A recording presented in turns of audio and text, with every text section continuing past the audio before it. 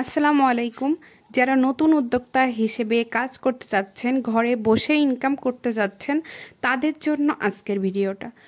যে সকল আপুরা সব সময় কমেন্টে বলতেন যে আপু রং তৈরি দেখাও, কিভাবে রং তৈরি করতে হয়, কোন রঙের সাথে কোন রংটা মিশালে ভালোভাবে কালারটা ফুটে ওঠে, তো সব কিছু থাকছে আজকের ভিডিওতে। আর তার সাথে কি কি লাগবে ব্লক প্রিন্ট করতে, কোথায় পাবেন, কত দাম, সব কিছু নিয়ে আজকে ভিডিওটা আমি তৈরি করেছি।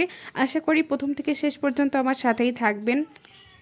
তার সাথে আরও নতুন নতুন ভিডিও পেতে প্লিজ চ্যানেলটি সাবস্ক্রাইব করে রাখবেন এবং ভিডিওটা ভালো লাগলে লাইক দিতে ভুলবেন না। তো প্রথমেই আমি দেখিয়ে দিচ্ছি ব্লক প্রিন্টের কেমিক্যাল দিয়ে রং তৈরি করার জন্য আপনারা কি কি কিনবেন। তো এখানে প্রথমেই দেখতে পাচ্ছেন এনকে, বাইন্ডার, অ্যাপ্লিটন, হোয়াইট পেস্ট, তার সাথে র কালার। যে যে কালার আপনি তৈরি করতে যাচ্ছেন তার র কালারগুলো নিতে হবে। রেডি কালার যেগুলো দেখেন সেখানে কিন্তু সব কেমিক্যাল পুরোটা দেয়া থাকে, তো সেটা নিলে কিন্তু হবে না। এটা র কালারটা পাওয়া যায়, সেই কালারগুলো আনবেন এই কেমিক্যালের সাথে মেশানোর জন্য। কেমিক্যাল এবং রঙের সাথেও আরও কিছু দরকার হয় ব্লক প্রিন্ট করতে, আর সেগুলো হচ্ছে একটা ট্রে, তার সাথে কম্বল কিংবা আপনারা ফোম নিতে পারেন। ফোমের উপরে রংটা ব্রাশ করার জন্য আপনারা অবশ্যই ব্রাশ কিনবেন। 2-3টা ব্রাশ অবশ্যই রাখবেন যাতে করে এক রঙের সাথে অন্য রং মিশে না যেতে পারে। শুধুমাত্র ব্লক প্রিন্ট করলেই হবে না, কেমিক্যাল কোনটা কোন কাজে লাগে সেটাও কিন্তু ধারণা থাকতে হবে। এখন দেখে দিচ্ছি অ্যাপ্লিটন। অ্যাপ্লিটন হচ্ছে রংটাকে আঠালো করতে সাহায্য করে।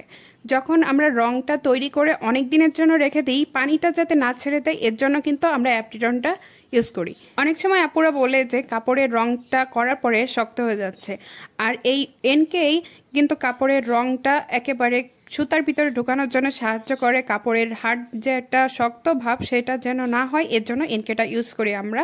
রংটা যাতে পাতলা থাকে এর জন্যই এনকেটা আমরা ব্যবহার করব। বাইন্ডার, বাইন্ডার হচ্ছে বাইন্ড করে রাখা, মানে কাপড়ে রংটা ধরে রাখার জন্য বাইন্ডারটা ইউজ করা হয়। বাইন্ডারটা যদি ভালোভাবে না মেশানো হয় তাহলে কিন্তু রংটা কাপড়ে বেশি দিন থাকবে না, উঠে চলে যাবে। হোয়াইট পেস্ট, হোয়াইট পেস্ট হচ্ছে আপনারা যে ডিপ কালারের কাপড়ে রং করার জন্য যে কালারটা তৈরি করবেন তার জন্য কিন্তু হোয়াইট পেস্টটা লাগবে। আপনারা সবসময় লাইট যে কালারগুলো তৈরি করবেন তার জন্য এই হোয়াইট পেস্টটা অবশ্যই রাখতে হবে।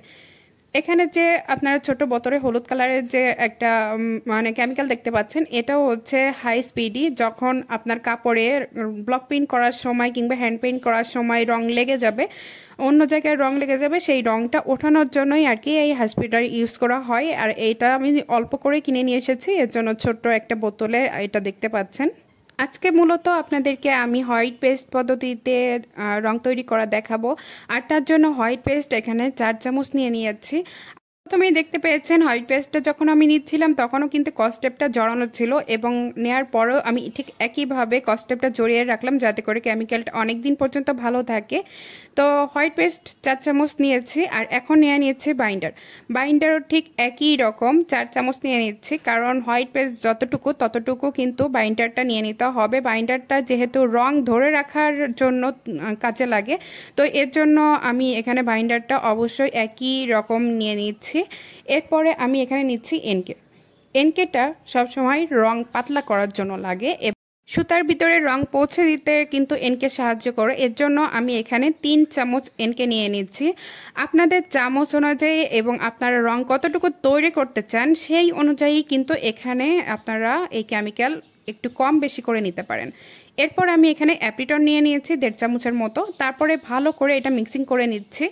আপনারা যে রেডি কালারটা বাজার থেকে কিনে থাকেন সেই রেডি কালারটা কিন্তু একটা বড় মেশিনে তৈরি হয়। মেশিনে তৈরি হওয়ার কারণেই কিন্তু রংটা অনেক স্মুথ থাকে।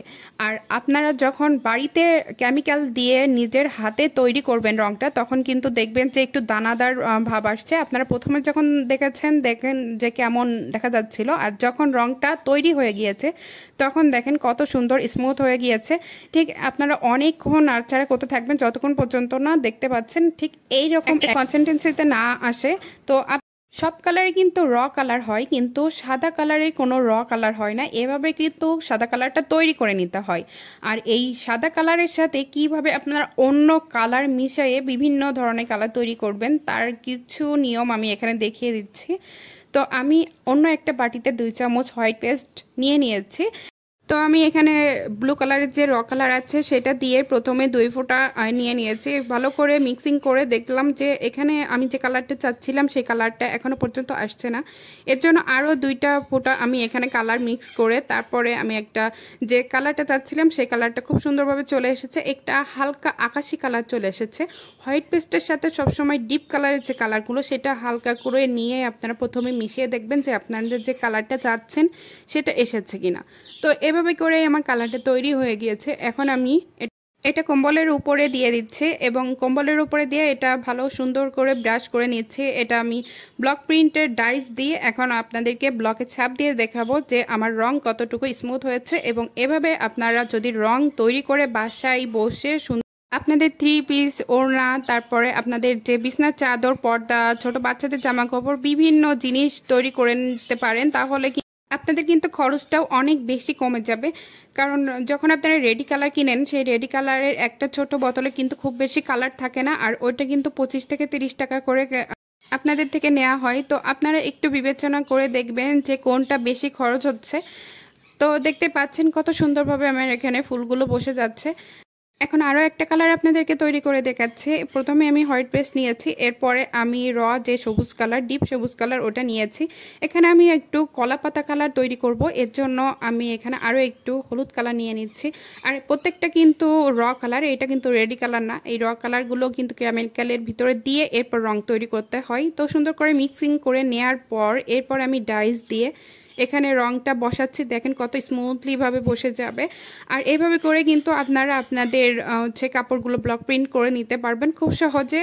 আপনার যদি বুঝে থাকেন তাহলে কিন্তু ব্লক প্রিন্ট খুবই ইজি, আর যদি না বুঝে রং করা শুরু করেন তাহলে কিন্তু অনেক সমস্যার সম্মুখীন আপনারা হবেন। প্রত্যেকটা ভিডিওতে আমি চেষ্টা করি এই ব্লক প্রিন্টের ম্যাটেরিয়ালগুলো কোথায় পাওয়া যায় সেগুলো বলার। সাধারণত যে দোকানগুলোতে লেস, পুঁতি, ফিতা এগুলো পাওয়া যায় ঠিক সেখানেই কিন্তু রং, কেমিক্যাল, ডাইস সব কিছুই পাওয়া যায়। তো আপনারা একটু খোঁজ করে দেখবেন আপনাদের যে অঞ্চলে এগুলো আছে দোকানগুলো, আপনারা ওখানে খোঁজ করে দেখবেন, ঠিক আপনারা এগুলো পেয়ে যাবেন। আর এই একই পদ্ধতিতে রং তৈরি করার চেষ্টা করবেন, দেখবেন আপনাদের খরচ অনেক বেশি কমে গিয়েছে। আর এই রকম স্বল্প খরচে কিন্তু আপনারা একটা ব্যবসা তৈরি করতে পারেন। আর সেই ঘরে বসে ইনকাম করার আরও একটি সুবর্ণ সুযোগ হচ্ছে এটা। আর আশা করি আপনারা এই সুযোগটা হাতছাড়া করবেন না। তো আজকে এই পর্যন্তই। আল্লাহ হাফিজ।